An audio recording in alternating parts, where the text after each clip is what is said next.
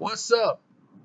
And this is your boy Carcito here on Screen Fiend as we talk about Thor Ragnarok, the spoiler edition. So if you didn't see the movie review, we'll have it at the end. The movie review was 2 weeks ago. This is the spoiler edition. If you don't want to know anything about the film, do not watch. The reason why I made my spoiler review now because the film is now out and you can go watch it. But I was not going to make a spoiler review, and it was out 2 weeks ago in the UK. So everybody basically know everything anyway. But now, seeing this movie in IMAX will blow you away. One, because it's impressive. Two, they put a lot into the visuals and the actual effects of the film. But now I get to talk about the spoiler things and the things I couldn't talk about in the first review. Starting right off, Sorter, the way they had Sorter in here, I knew they weren't going to use a lot of him, but I love the intro and the way they had Sorter show up. And I said, oh, okay, this is great. The way it came up because they made it about his crown, they made it about the actual prophecy as Sorter comes in and destroys, uh, comes in tall as a mountain and destroys Asgard. Now,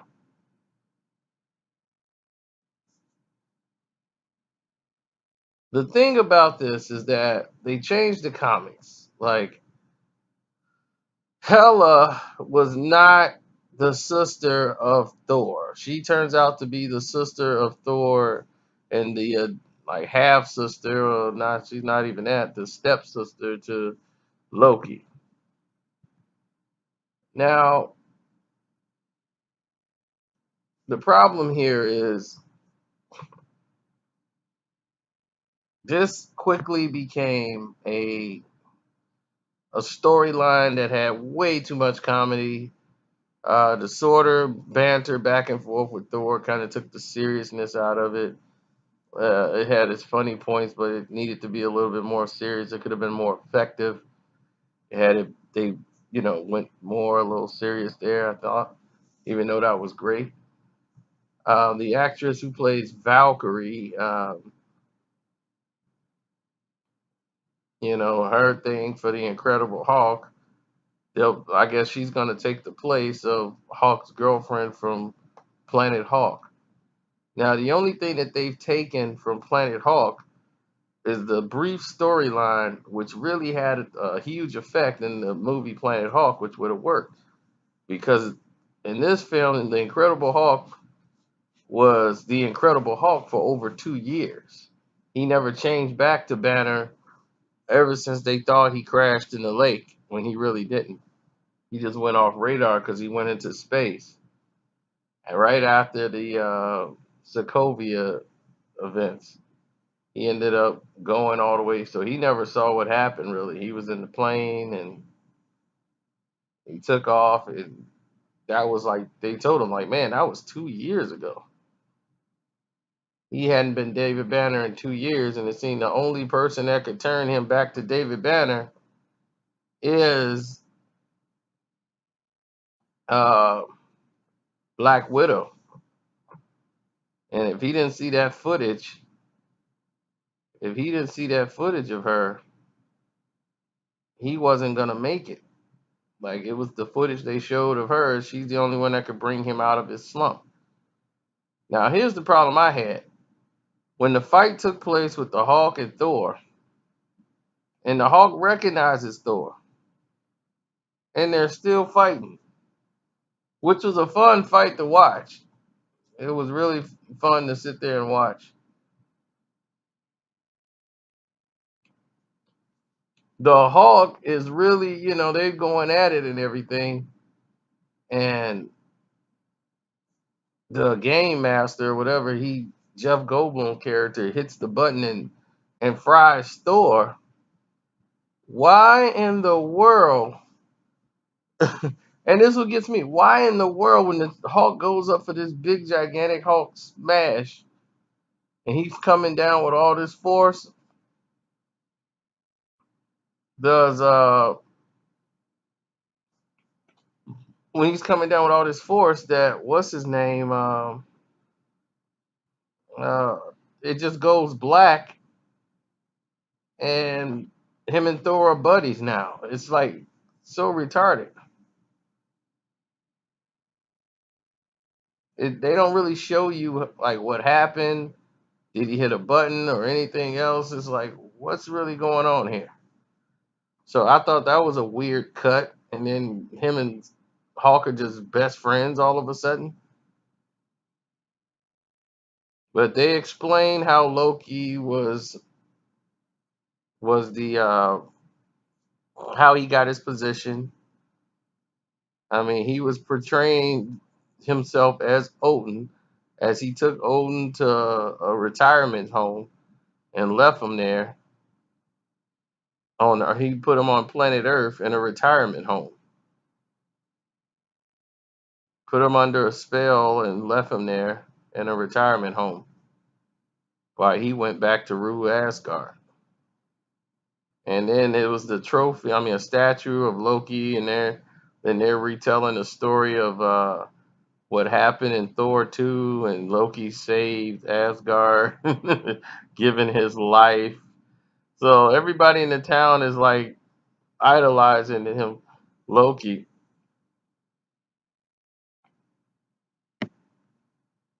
and they don't know it. They think it's Odin because he's telling the story, and the person who's dressed as Loki while they're doing this play is Matt Damon, and it's hilarious. Matt Damon is sitting there as they going through this, and he's saying the lines what Loki did. Totally hilarious. Now the robot, the rock guy, the director who played him was pretty funny. This character who I don't know, they just made him up. He kind of stole the show.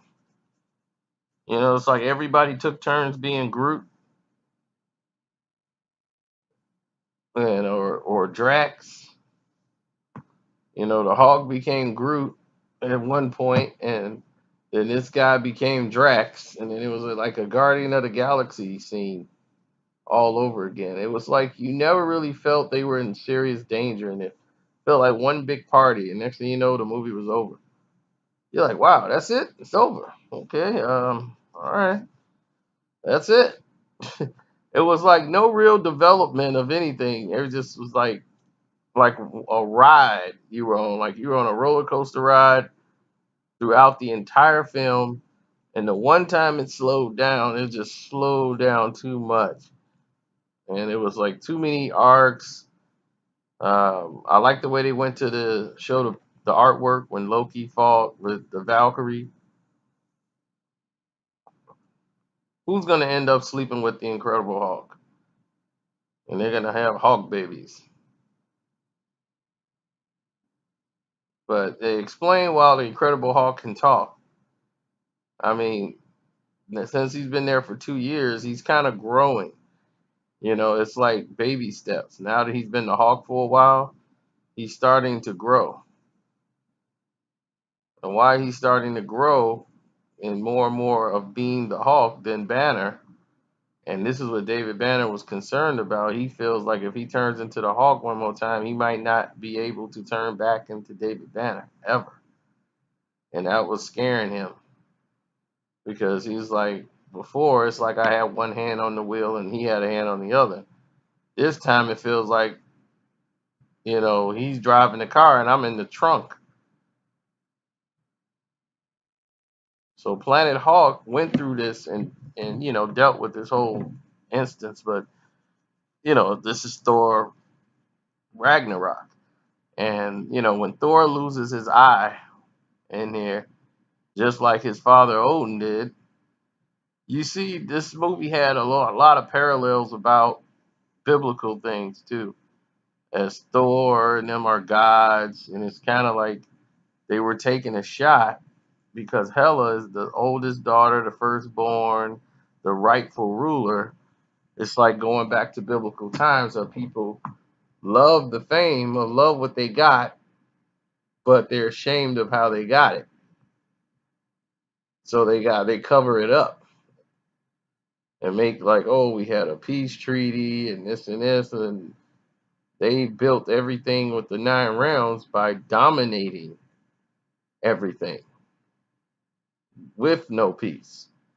It was only cooperation or die. So that's how they ruled everything, and Hela was the executioner.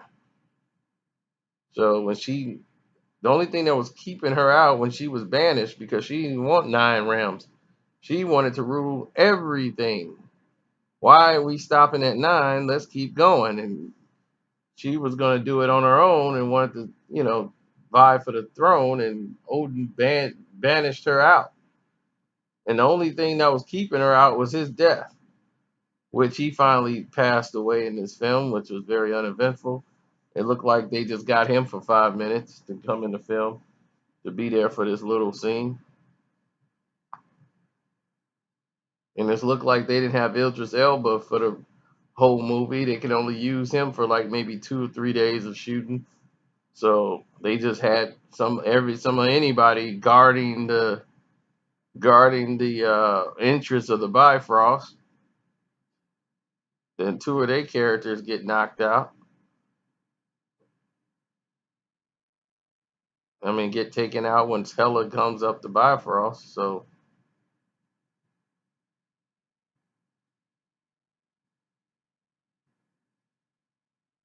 I think one of the better scenes in here was the Doctor Strange. Like we saw parts of the Doctor Strange in the at the end of his movie Doctor Strange that he had with Thor. We saw a piece of that scene when he was looking for his father, and they were there with Loki. That scene was good because this is the first time we see Doctor Strange as like a master now as a sorcerer. I think he had the coolest part with his sorcery. Just the little things he did, the slight little things Doctor Strange was able to do was light years more than what he did in the first film, because a lot of people didn't know he's just starting out. Now he's like a master at what he's doing.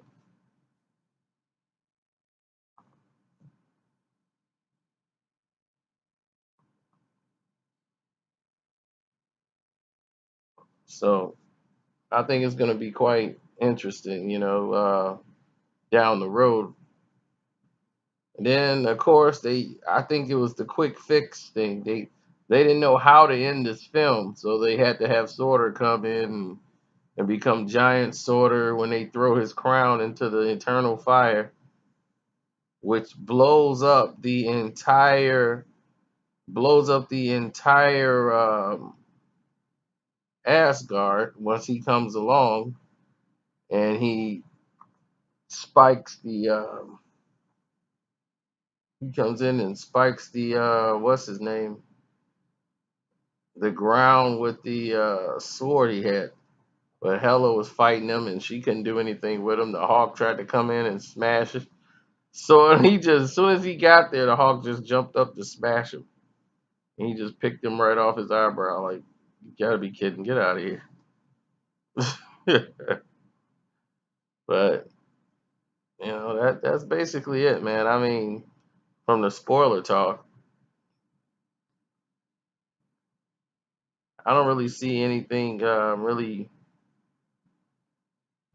too much more to talk about. I mean, the look of Thor and the way he acted at the time was too comical for certain situations. But when he lost his eye, I thought that was gruesome. Like, you thought they would have,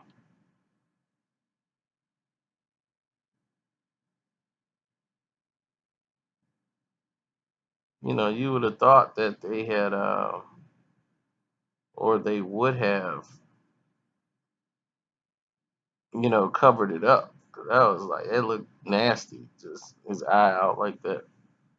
It's like she sliced his eyeball out. She was, no, now you look like father. It's pretty cool looking like when it happened, but you would have thought they had would have fixed that a lot quicker.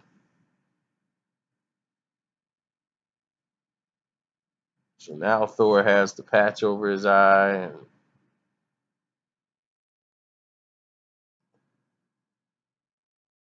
and he's ready to roll. Then here comes a big ship flying over. You see a big ship as they just watch Asgard get destroyed. They get all the people on the ship, and it became Avengers 2.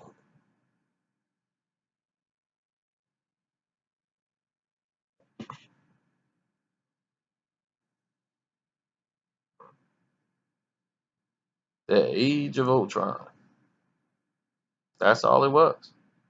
Age of Ultron, and Thor should have been very familiar with it because the Age of Ultron ending had a scene in it where they blow up Wachovia or whatever. Uh, so when they blew up the city or whatever, and they blew the land up, they had to get the people off of it. Then Shield came in, Nick Fury with Shield, they come rescue them off. Watch Thor Ragnarok, and you tell me you don't see the same thing and the same ending as sort of destroyed. They had to get all the people off,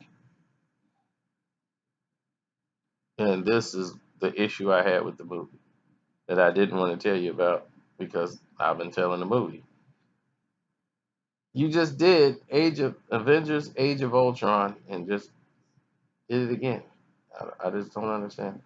You just did it again and threw it right in front of us. Loki comes in with the ship and saves the day. It's your king, Loki, your savior. It just makes no sense where they're going with Loki. None whatsoever.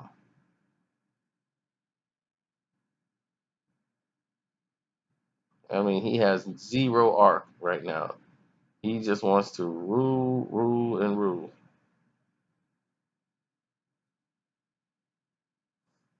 And it's like, rule what? He's not going to take anything. It's like, it's not going to get anything out of it. He's always going to get called. Now Thor is like, look, I'm not stupid anymore. So it's like, look, I mean, you can't fool me with this, but so many times. It's gotten to that point. He's just completely untrustworthy. He's going to always look out for Loki. And they already know it, so it just becomes pathetic. And that's exactly where they've taken his character. No arc whatsoever. And Thor basically tells you this in a joking fashion in the game. Like, I've grown, I've moved on, I'm doing different things. You're still staying the same. It's like, exactly. How much of Loki doing this can we take? It's not even, I mean, he's not even good no more. Like, he used to be entertaining or funny, or it's not even that anymore now. Now it's just, he's just like a goon.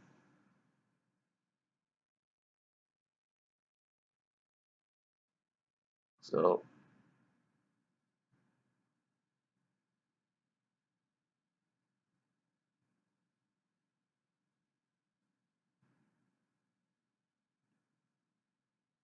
that's it. I'm done. Go see it. It's entertaining. You'll like it. You know, my favorite fight scene in there was the Hulk and Thor, of course. The intro is good.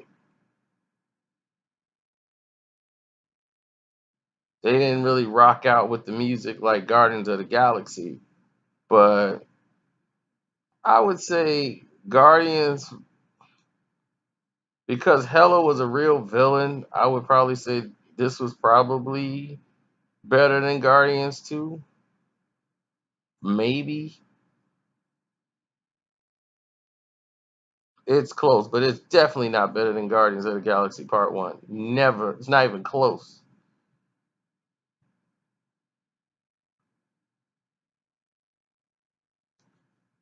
But it's a fun ride. I'm out.